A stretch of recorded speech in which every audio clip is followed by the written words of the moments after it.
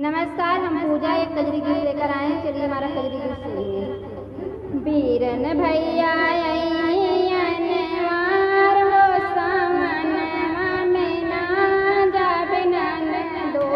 बीरन भैया अनवार हो सामनवा में ना जाबे नन दो।